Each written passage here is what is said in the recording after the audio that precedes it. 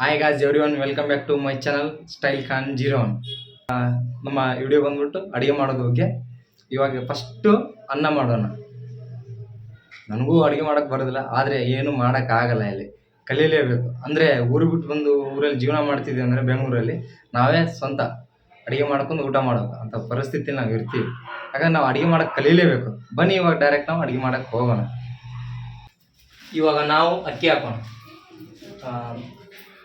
Tea ಕುಡು ಬಟ್ಲೆ ಇದೆ, tea ಕುಡು ಕಪ್, ಇದರಲ್ಲೇ 3 ಗ್ಲಾಸ್ ಅಕ್ಕಿ, ಇದರಲ್ಲೇ 3 ಅಕ್ಕಿ ಹಾಕೋಣ. ಅಂದರೆ ನಾವಿರೋ ಸದ್ಯಕ್ಕೆ ಇವಾಗ ಇಬ್ಬರು, ನಾಳೆ ಬೆಳಗ್ಗೆನೂ ಉಣ್ಣಕ್ಕೆ ಬರುತ್ತೆ, ಅದಕ್ಕೆ 3 ಹಾಕ್ತೀನಿ. 1 2 3 ಟೋಟಲಿ ನಾವು 3 ಹಾಕ್ಕೊಂಡ್ವಿ. ಅಂದರೆ ಅಕ್ಕಿ ಏನಕ್ಕೆ ಸ್ವಚ್ಛ ಮಾಡ್ಬೇಕಂದ್ರೆ ಇದು ರೇಷನ್ ಅಕ್ಕಿ. ಈ ರೇಷನ್ ಅಕ್ಕಿಯಲ್ಲಿ ಮಿಂಚೋಳು ಅದು ಆ ಥರ ಇರುತ್ತೆ, ಮಿಂಚೋಳು ಎಲ್ಲ ಇರುತ್ತೆ.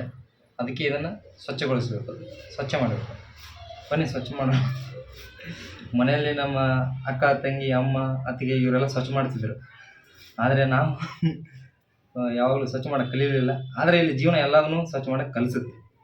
ಇದಕ್ಕೆ ಬೆಂಗಳೂರು ಲೈಫ್ ಎಲ್ಲದಕ್ಕೂ ಸಿದ್ಧವಾಗಿರಬೇಕು. ಮನೆಯಲ್ಲಿ ಮಾಡಾಕಿದ್ದು ಆರಾಮಾಗಿ ತಿಂದ್ಬಿಟ್ಟು ಚೆನ್ನಾಗಿ ತಿಂತೀವಿ. ಮನೆಯಲ್ಲಿ ಅದನ್ನು ಮಾಡಿಲ್ಲ, ಇದನ್ನು ಮಾಡಿಲ್ಲ ಅಂತೆಲ್ಲ ಕೇಳ್ತೀವಿ. ಆದರೆ ಇಲ್ಲಿ ಏನು ಕೇಳೋಕ್ಕಾಗಲ್ಲ. ಅಕ್ಕಿ ರೆಡಿ ಆಯಿತು. ಈ ಅಕ್ಕಿ ಹೋಗಿ ತೊಳ್ಕೊಂಬರ್ಬೇಕು. 5 ಮಿನಿಟಲ್ಲಿ ಬಂದ್ಬಿಡ್ತೀನಿ ತೊಳ್ಕೊಂಡು. ಇವಾಗ ನಾನು ಅಕ್ಕಿ ತೊಳ್ಕೊಂಡು ಬಂದಿದ್ದೀನಿ. ಇವಾಗ ಗ್ಯಾಸ್ ಇದೆ, ಗ್ಯಾಸ್ ಹಚ್ಚೋಣ.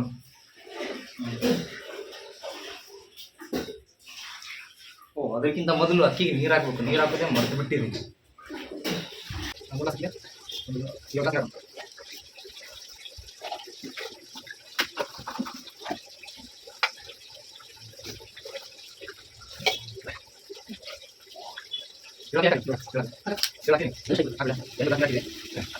ನನಗೆ ಉಪ್ಪು ಹಾಕೋದು ಗೊತ್ತಾಗಲ್ಲ, ಕೇಳ್ತೀನಿ. ಇಷ್ಟಾಗ್ಬೇಕು, ಸಾಕ? ಹಾಂ, ಭಾಳ ಆಗುತ್ತೆ. ಎಲ್ಲ ಹಾಕ್ಬಿಡುತ್ತೆ. ಇಷ್ಟು ಉಪ್ಪು ಹಾಕ್ತಾ ಇದ್ದೀನಿ.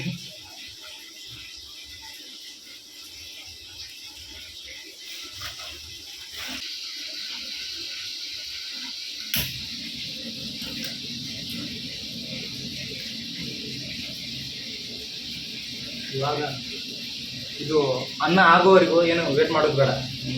ಇದಕ್ಕೆ ಏನಾದರೂ ಹಾಕೋಣಕ್ಕೆ ಬೇಕಲ್ಲ, ಅದಕ್ಕೆ ಮಜ್ಜಿಗೆ ಸಾರು ಮಾಡೋಣ. ನಮ್ಮ ಕಡೆ ಎಲ್ಲ ಮಜ್ಜಿಗೆ ಸಾರು ಗೊತ್ತು, ಈ ಕಡೆ ಎಲ್ಲ ಮಜ್ಜಿಗೆ ಹುಳಿ ಈ ಥರ ಏನೋ ಅಂತಾರೆ. ನಮ್ಮ ಕಡೆ ಮಜ್ಜಿಗೆ ಸಾರು ಮಾಡ್ತೀವಿ.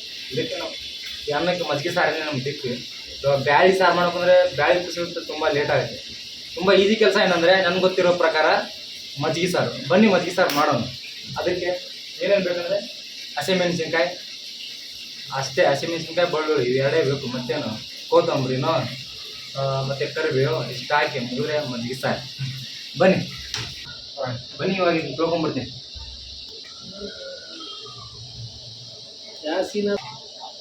ಇವಾಗ ನಾವು ಮೆಣಸಿನ್ಕಾಯಿ ಕಟ್ ಮಾಡಾಯಿತು. ಮೆಣಸಿನ್ಕಾಯಿ ನೆಕ್ಸ್ಟ್ ಅನ್ನ ಹೇಗೆ ಬಂದಿದೆ ನೋಡೋಣ.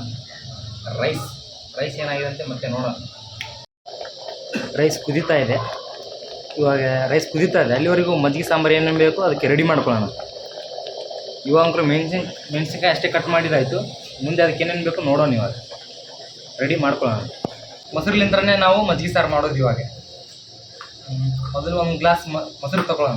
ಯಾಕಂದರೆ ರೊಟ್ಟಿಯಲ್ಲಿ ನಮಗೆ ಶೇಂಗಾ ಚಟ್ನಿ ಮತ್ತು ಮೊಸರು ಉಣ್ಣೋಕ್ಕೆ ತುಂಬ ಕಾಂಬಿನೇಷನ್ ಸಖತ್ತಾಗಿರುತ್ತೆ. ಅದಕ್ಕೆ 1 ಗ್ಲಾಸ್ ಮೊಸರು ನಾವು ತೊಗೊಂಡಾಯ್ತು ಸಪ್ರೇಟಾಗಿ. ಇವಾಗ ಮೊಸರು ಇದಕ್ಕೆ ಹಾಕೊಂಡು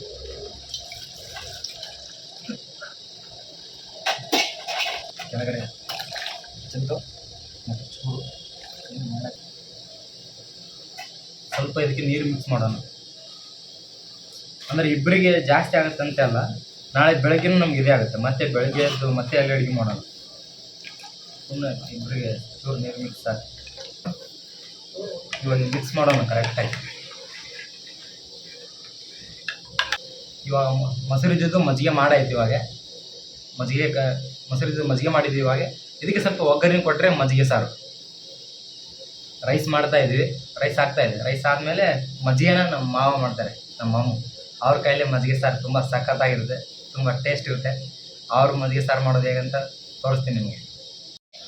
ಇವಾಗ ರೈಸು ರೆಡಿಯಾಗಿದೆ. ರೈಸ್ ಕೆಳಗಡೆ ಇಳಿಸಿದ್ದಾರೆ. ಇವಾಗ ಮಜ್ಜಿಗೆ ಸಾಂಬಾರು ಮಾಡ್ತಾ ಇದ್ದಾರೆ. ಅದೇ ನಮ್ಮ ಮಾಮು ಅಂತ ಹೇಳಿದ್ನೆಲ್ಲ ಇವರೇ.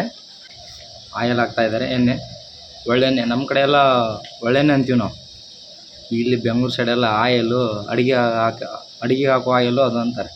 ನಮ್ದು ಏನಿದ್ರು ಒಳ್ಳೆಣ್ಣೆ ಅಂತೀವಿ. ಇವಾಗ ಇದಕ್ಕೆ ಬೇಕಾಗಿದ್ದು ಏನೇನು ಐಟಮ್ಸ್ ಅಂದರೆ ಸದ್ಯಕ್ಕೆ ಇಷ್ಟು ರೆಡಿ ಮಾಡಿದ್ವಿ. ಅಂದರೆ ಮನೇಲಿ ಮಾಡಿದರೆ ತುಂಬ ಜಾಸ್ತಿ ಮಾಡ್ಕೋತಾರೆ ಅವರು ಹೆಣ್ಮಕ್ಳೆಲ್ಲ. ನಮ್ಮ ಕಡೆ ಇವಾಗ ಸದ್ಯಕ್ಕೆ ಏನಾಗುತ್ತೆ ಪ್ರೆಸೆಂಟ್ ಸಿಂಪಲ್ಲಾಗಿ ಇದು ಒಂದು ಹಸಿಮೆಣಸಿನ್ಕಾಯಿ, ಕೊತ್ತಂಬರಿ ಸೊಪ್ಪು ಮತ್ತು ಇದು ಕರಿಬೇ ಹಾಕ್ತಾಯಿದ್ದಾರೆ. ಓಹೋ, ಭಾಳ ಕಾದೈತ್ರಿ ಅದು.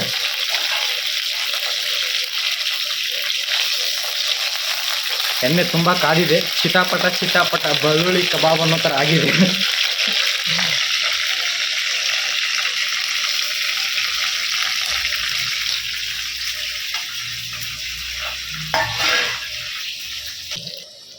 ಇದು ಅರಿಶಿನ ಪುಡಿ ಖಾಲಿ ಆಗಿಬಿಟ್ಟಿದೆ. ನಾವು ನೋಡೇ ಇಲ್ಲ ಖಾಲಿ ಆಗಿದ್ದು. ಏನು ಮಾಡೋಕ್ಕಾಗಲ್ಲ ಮತ್ತೆ ಆ ಥರ ಆದಾಗ.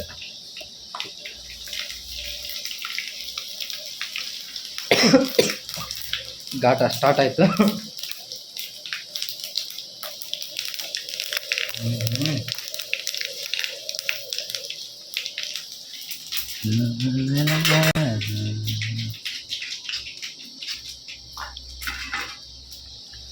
ಇವಾಗ ಕೊತ್ತಂಬರಿ ಸೊಪ್ಪನ್ನು ಹಾಕಾಯ್ತು.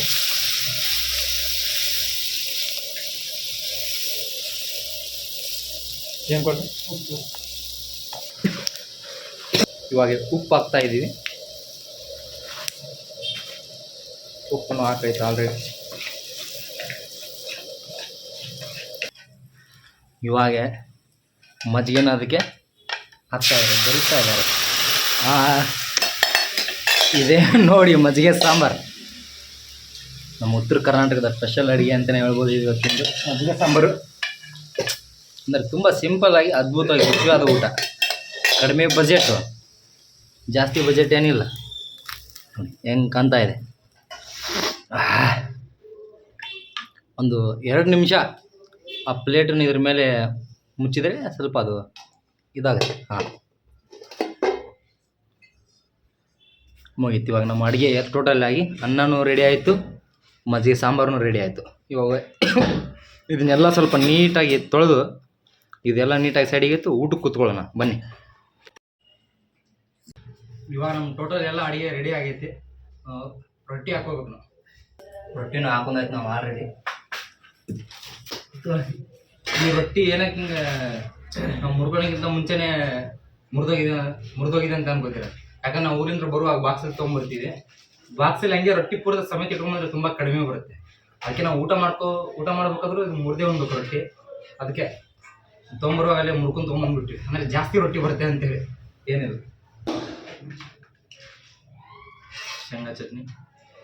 ಶೇಂಗಾ ಚಟ್ನಿ ಮೊಸರು ಉಂಡು ಅಂದರೆ ಅದ್ಭುತ ಊಟ. ನಮಗಂಗೂ ಬಿರಿಯಾನಿ ಬೇಡ, ಏನೂ ಬೇಡ. ಪರ್ಸ್ನಲಾಗಿ ನನಗೆ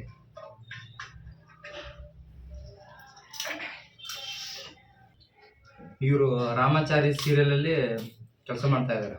ಹಲೋ,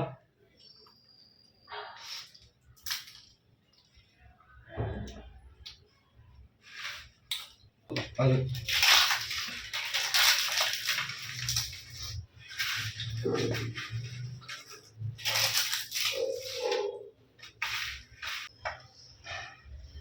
ನಮ್ಮ ಅಣ್ಣವರು ತೊಗೊಂಬಂದಿದ್ರು. ಮಜ್ಜಿಗೆ ಸಾಂಬಾರು ಹಾಕೋತಾ ಇದೆ. ಹೇಗಿದೆ ಅಂತ ರುಚಿ ಸವಿದು ನೋಡೋಣ. ಸವಿದು ನೋಡು ಮಜ್ಜಿಗೆ ಸಾರು, ಒಮ್ಮೆ ಉಂಡರ ನೋಡಿ. ಓಕೆ, ಜವಾರಿ ಭಾಷೆಯಲ್ಲಿ ಹೇಳಕ್ಕಂದ್ರೆ ಬೆಂಕಿ ಅಂತಲೇ ಹೇಳ್ಬೋದು. ಊಟ ಅಂಕರು ಮಸ್ತ್ ಇತ್ತು, ಜಬರ್ದಸ್ತಾಗಿ. ತುಂಬ ಅಚ್ಚುಕಟ್ಟಾಗಿ ರುಚಿಯಾಗಿ ಮಾಡಿದ್ರು ಸಾಂಬಾರು ನಮ್ಮ ಮಾಮೂವರು. ಮತ್ತು ಮೊಸರು, ಶೇಂಗಾ ಚಟ್ನಿ, ರೊಟ್ಟಿ, ಅನ್ನ, ಇದಕ್ಕಿಂತ ಅಮೃತ ಅದ ಊಟ ಅಂಕರು ನನಗೆ ಯಾವುದೂ ಇಲ್ಲ ಅನ್ಸುತ್ತೆ. ಈ ಬಿರಿಯಾನಿ ಇದು ಯಾವುದು ಕೊಟ್ಟರು ನಾವು ಇದಂಕರು ನಾನು ತುಂಬ ಇಷ್ಟಪಡ್ತೀನಿ ಈ ಥರ. ಅದರಲ್ಲೂ ನಾವು ಮಧ್ಯಾಹ್ನ ಹೊರಗಡೆ ಊಟ ಮಾಡಿದ್ವಿ. ಅದಕ್ಕೆ ಅಲ್ಲಿ 4 ಪರೋಟಕ್ಕೆ 80 ರೂಪಾಯಿ ಖರ್ಚಾಗಿತ್ತು ನಮ್ಮದು. 4 ಪರೋಟಕ್ಕೆ 80. ಆದರೆ ಇಲ್ಲಿ ಖರ್ಚಾಗಿದ್ದು ಬರೀ 30 ರೂಪಾಯಿ. ಒಂದು ಮೊಸರಿನ ಪ್ಯಾಕೆಟ್ ತೊಗೊಂಡ್ಬಿಟ್ರೆ ಅದು ಮೊಸರು ಬಿಟ್ಟರೆ ಬೇರೆ ಏನೂ ತೊಗೊಂಬಂದಿಲ್ಲ. 30 ರೂಪಾಯಿದಲ್ಲಿ ಇಬ್ಬರು ಊಟ ಮಾಡಿ, ಅದು ತುಂಬ ರುಚಿಯಾದ ಊಟ, ಹೊಟ್ಟೆ ತುಂಬ ಊಟ ಮಾಡಿದೆ. ಅಲ್ಲಿ ಹೊಟ್ಟೆ ತುಂಬ ಊಟ ಮಾಡೋಕ್ಕೂ ಆಗಿರಲಿಲ್ಲ ನಮಗೆ. 30 ರೂಪಾಯಿದಲ್ಲಿ ಇಬ್ಬರು ಊಟ ತುಂಬ ಸಖತ್ತಾಗಿತ್ತು. ಅಂದರೆ ಸಿಂಪಲ್ ಒಂದು 5 ನಿಮಿಷದಲ್ಲಿ ಜಲ್ದಿ ಆಗುವಂಥ ಒಂದು ಸಾಂಬಾರು ನಮಗೆ ಅದು. ಮತ್ತೆ ನೆಕ್ಸ್ಟ್ ವಿಡಿಯೋಲಿ ಸಿಗೋಣ. ವಿಡಿಯೋ ಇಷ್ಟ ಆದರೆ ಲೈಕ್ ಮಾಡಿ, ಶೇರ್ ಮಾಡಿ. ಬಾಯ್.